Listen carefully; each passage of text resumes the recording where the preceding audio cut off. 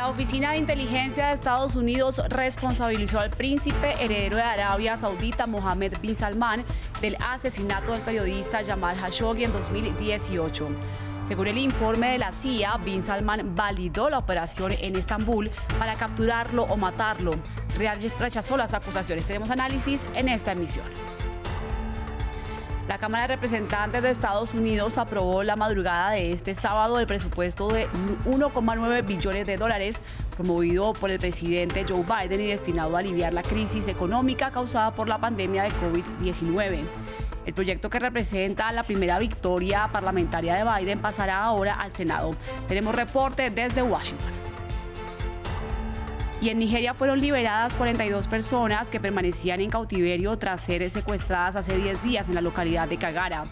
Entre ellos 27 estudiantes. También avanza en el país africano el operativo de rescate de las 317 niñas que fueron secuestradas el viernes en el poblado de Janjebe. Actualizamos la información de América Latina y del mundo aquí en RAD 24. Mi nombre es Liliana Valencia. Iniciamos hablando del caso Khashoggi porque luego de que la Agencia Central de Inteligencia de Estados Unidos acusara a Mohammed bin Salman, heredero a la corona de Arabia Saudita, de aprobar el asesinato del periodista Jamal Khashoggi, las reacciones no se han hecho esperar. El Ministerio de Exteriores de Arabia Saudita calificó el informe de falso, inaceptable e inexacto. Y el príncipe niega haber ordenado el asesinato ocurrido en el consulado saudita de Estambul, en Turquía, en 2018. Estados Unidos emitió sanciones contra más de 70 sauditas, pero no contra el príncipe bin Salman. Para analizar esta información nos comunicamos con Mariano Aguirre, investigador del Instituto Chatham House de Londres. Bienvenido a RAD 24 y cuéntenos cuál es el objetivo del presidente Joe Biden al publicar este informe que revive el caso Khashoggi. Muchas gracias por invitarme. Básicamente Estados Unidos lo que hace con esto es lanzar primero un mensaje coherente con la campaña, lo que dijo durante su campaña el presidente Biden, en el sentido de que Estados Unidos vuelve a tomar en cuenta la cuestión de los derechos humanos en el mundo. En segundo lugar, hace un juego de alguna manera de equilibrios entre Irán, con el que está tratando de volver a negociar el regreso de Estados Unidos y que Irán pare su programa nuclear por el momento civil, pero que podría ser militar, pero al mismo tiempo le da un mensaje a Irán de que no va a hacer solo lo que Arabia Saudí quiera, que es su gran enemigo en la región, y Arabia Saudí le dice: vamos a contar con ustedes, pero también no van a poder ustedes hacer, o por decir así, indicarnos cuál es nuestra política, como ocurría durante la época de Trump. Y es de alguna manera un tercer mensaje indirecto también hacia Israel, que Israel en este momento es un aliado, no declarado, pero gran aliado de Arabia Saudí, diciéndole: nosotros no vamos a volver a la era Trump, o no queremos estar en la era Trump, donde hacíamos lo que ustedes nos dictaban. Bueno, pero una vez conocido el informe de la CIA, Estados Unidos sancionó a más de 70 saudíes, pero no al príncipe bin Salman. ¿Siguen mediando intereses entre ambas naciones, entendiendo que, como usted también nos lo explicaba, Arabia Saudita es un aliado clave en esta región? Sí, perdón. Sí, efectivamente, Estados Unidos cuenta con Arabia Saudí desde hace varias décadas. Es un gran comprador de armas. Es un país que está en ese equilibrio que se creó ya hace varias décadas, que tiene Estados Unidos entre Israel, Egipto, Arabia Saudí. Y en este momento, básicamente, Estados Unidos quiere recalibrar su situación en la región, una región en la que está perdiendo peso, y tiene que ver cómo conciliar de alguna manera a Irán, cómo conciliar a Arabia Saudí y cómo conciliar también a Turquía y a Israel. Todo esto es un juego muy difícil y en el que entre y cómo se logra explicar la decisión que se acaba de tomar. Pues agradecemos la opinión de Mariano Aguirre, investigador del Instituto Chatham House de Londres, y continuamos en Estados Unidos porque la Cámara de Representantes aprobó el paquete de ayudas promovido por el presidente Joe Biden para paliar la crisis económica causada por las medidas contra el COVID-19 por un monto de 1,9 billones de dólares. Con 219 votos a favor y 212 en contra, la Cámara de mayoría demócrata le dio luz verde a la propuesta, que ya fue enviada al Senado, donde también deberá ser votada. El presupuesto sería destinado al pago de vacunas y suministros médicos e incluye también un pago directo a hogares y empresas por $1.400, además de un beneficio de desempleo federal de $400 por semana hasta el próximo 29 de agosto. Ampliamos esta información con nuestro corresponsal en Washington, Cristóbal Vázquez. Cristóbal, buenos días y cuéntenos, esta sería la primera victoria parlamentaria de Joe Biden desde que asumió el poder. ¿Qué se espera entonces de la votación de este proyecto en el Senado?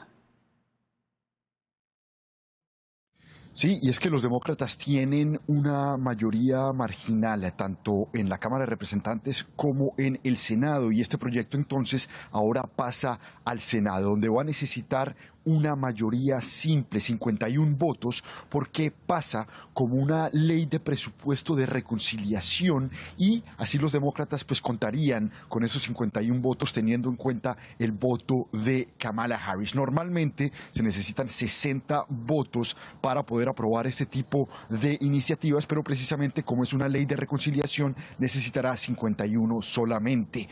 Al respecto, los republicanos han dicho que este presupuesto es bastante alto y que además es muy general, y por eso la oposición que tendrá este proyecto de parte de los republicanos en la Cámara Alta. Hay que mencionar que después de ser aprobado por el Senado, el proyecto de ayuda de rescate económica de $1,9 billones volverá a la Cámara de Representantes para un visto final y después irá a la oficina del presidente para que sea firmado como ley. Cristóbal, pero uno de los temas principales del debate en cuanto a esta ley fue el aumento del salario promovido por los demócratas. ¿En qué consiste la propuesta y cómo quedó entonces tras la votación? Claro, la propuesta es aumentar el salario mínimo en Estados Unidos a $15 para el 2025, sobre todo para las grandes empresas. Sin embargo, este proyecto no va a poder pasar en el Senado porque precisamente ayer la parlamentaria Elizabeth McDonald le dijo a los demócratas que en una ley de presupuesto no se puede incluir este tema del aumento salarial que va contra las reglas del Senado, y la propia Casa Blanca ya lo reconoció y dijo que efectivamente pues iba en contra de las reglas y que no iba a hacer nada al respecto, que simplemente se iba a aferrar a las reglas y asumir esto como una derrota. Lo que están haciendo entonces los demócratas es empezar a buscar soluciones. A pesar de que sabían que iba contra las reglas, los demócratas de la Cámara de Representantes aprueban el salario mínimo y lo aprueban, como dicen analistas, para que el tema esté en la mesa de negociación, para que sea un debate que se tenga que dar. Y lo que ellos quieren entonces es, como solución, empezar a poner penalidades a las empresas grandes que no paguen los $15 la hora, o cobrarles más impuestos para que los americanos puedan, según ellos, recibir un salario mínimo base que les permita vivir con este salario y no tengan que trabajar para seguir en la pobreza. Gracias a nuestro corresponsal en Washington, Cristóbal Vázquez, y seguimos en Haití, porque luego de la masiva fuga de la cárcel de Croix de Bouquet el pasado jueves, que dejó 25 muertos, incluido el director del centro penitenciario y el jefe de una poderosa pandilla, las autoridades siguen buscando a más de 200 reclusos después de que 400 huyeran del centro penitenciario de Puerto Príncipe, la capital del país. Tratando de recuperar el control. Después de la evasión carcelaria más grande y mortífera de Haití en una década, las autoridades están recorriendo el país en busca de cientos de fugitivos. El jueves, más de 400 reclusos lograron huir de la cárcel U-787, que tenía casi el doble de su capacidad de reclusos. Antes del incidente había 1.542 personas en la prisión de Croix de Bouquet. Después de los controles realizados hoy, vemos 1.125 presos que están en prisión. Entre los fugitivos que la policía logró localizar se encontraba uno de los principales líderes de pandillas en Haití, Anel Joseph, el más buscado por las autoridades del país hasta su arresto en 2019 bajo cargos que incluían violación, secuestro y homicidio. Joseph ya había intentado escapar en julio, pero esta vez fue detectado en un puesto de control y murió tras un tiroteo con la policía. Durante la fuga, otros presos fueron asesinados, al igual que varios transeúntes y el director de la penitenciaría. En Twitter, el presidente Jovenel Moïse condenó el hecho y le pidió a la policía usar todas las medidas necesarias. Esta no es la primera vez que los reclusos escapan de las cárceles de Haití. En 2014, de la misma prisión construida con fondos de Canadá, se escaparon 300 condenados. Antes de eso, durante el devastador terremoto en Haití en 2010, más de 4.000 prisioneros huyeron en el caos que siguió al desastre natural. Seguimos con nuestra serie de los recicladores, indispensables pero no invisibles. Hoy vamos a España, donde miles de personas migrantes se dedican a recoger chatarra en las calles de Barcelona como modo de subsistencia. Este reportaje hace parte de la serie de publicaciones resultado de la beca de producción periodística sobre reciclaje inclusivo, ejecutada con el apoyo de la Fundación Gabo y Latitud R. Este es un informe de Judith Alonso, Marta Saiz y Javier Zulé. Héctor tiene 28 años y lleva 3 recogiendo chatarra en las calles de Barcelona. Es una de las miles de personas que sobreviven con esta actividad en la que un buen día de trabajo pueden llegar a ganar hasta 15 euros. Aunque es español, aquí la mayoría de los recicladores son personas migrantes sin papeles procedentes de África subsahariana. Quien busca normalmente la chatarra es o gente que duerme en la calle o extranjeros que no tienen recursos.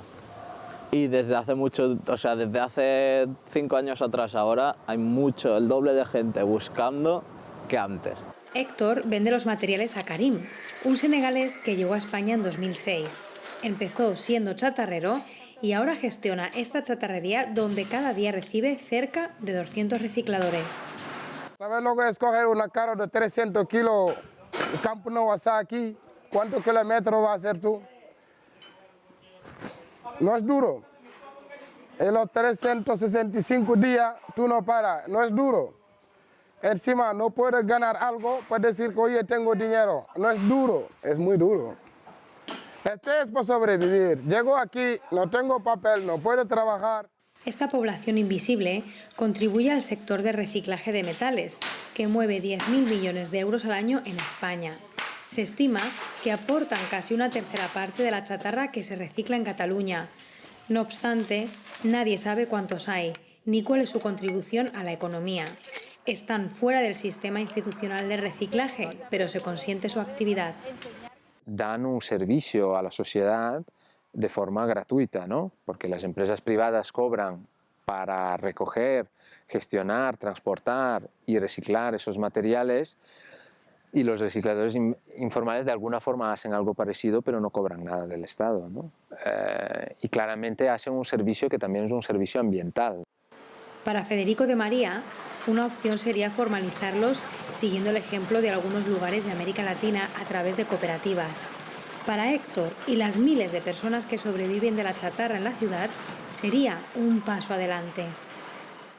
En Nigeria se confirmó la liberación de las 42 personas secuestradas la semana pasada, 25 de ellas estudiantes. Entre tanto, las autoridades continúan con el operativo para localizar a las 317 niñas que fueron raptadas el jueves por hombres armados que irrumpieron en el internado donde estudiaban. Sin noticias de sus hijas secuestradas, en la noche del jueves al viernes, hombres armados irrumpieron en este internado de Gengebé, en el estado de Zamfara, y secuestraron a 317 alumnas de secundaria. Los enfrentamientos entre los asaltantes y las fuerzas de seguridad fueron violentos. Se han escapado, uno de ellos abandonó su moto en la huida. Fue entonces cuando pensamos que íbamos a detenerlos, luego nos dijeron que volviéramos a casa. Y ahora, mientras hablo, los soldados están luchando contra ellos en el monte. El gobierno federal envió allí fuerzas fuertemente armadas y actualmente inspeccionan la zona. El presidente Muhammadu Buhari ordenó la operación y anunció que no cederá ante el chantaje ni pagará el rescate. Las autoridades locales han anunciado el cierre de todos los internados de la región hasta nuevo aviso y acusan al gobierno central de no proteger suficientemente a sus ciudadanos. Apreciamos los esfuerzos del gobierno federal en la lucha contra los vándalos y otras actividades delictivas en el estado y deseo solicitar un mayor apoyo en la lucha contra este desafío. Por el momento se desconoce la identidad de los secuestradores. En la zona operan varias bandas armadas. Las familias lloran a sus hijos desaparecidos, una escena cada vez más habitual en el norte de Nigeria. En diciembre pasado, en Kankara, a más de 200 kilómetros de distancia, 300 adolescentes fueron secuestrados durante la noche y liberados poco después. Los secuestros masivos son motivados para obtener lucro a través de los rescates y en ocasiones vinculados a los yihadistas de Boko Haram. Así finalizamos, quédense con nosotros.